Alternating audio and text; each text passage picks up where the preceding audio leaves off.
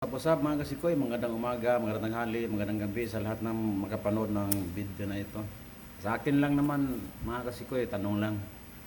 Bakit kaya ganito ang ating gobyerno ngayon? Kung sino yung nagsasalita ng totoo regarding sa scandal ngayon na sa flood control, siya yung ano yung pinupurso ba? Parang siya yung may kasalanan na nagsasabi siya ng totoo. Hindi ko maintindihan ang panggobyerno natin ngayon. May mga ebidensya na, may mga files na, tapos i-verify lang naman nila kung gaano ko totoo, kung na-implement ba, kung itong 8 billion o ilang billion ba yan na ina-allocate ng sa tawag nito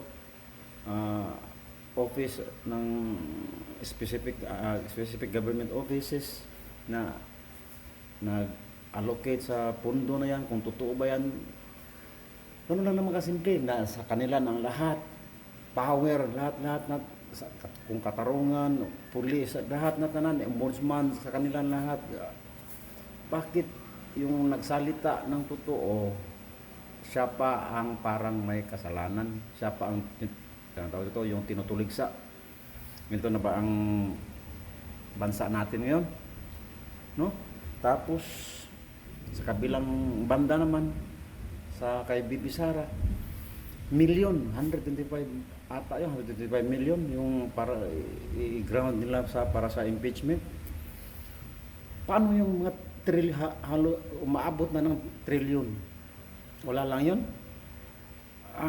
Nako, kayo na maghusga, bahala na kayo. Basta ako, hindi ako nakinabang sa gobyerno, sa mga programa, lahat na. Nagtrabaho lang ako. Wala talaga. Ang undoy, anong tino nga, ang bakyo. Yung bahay namin, wala. Na ano ang yung tuklap yung bubong doon sa Negros, sa Canlaon. Pero si Batman ang bahala. Magtrabaho lang ako para sa pamilya ko.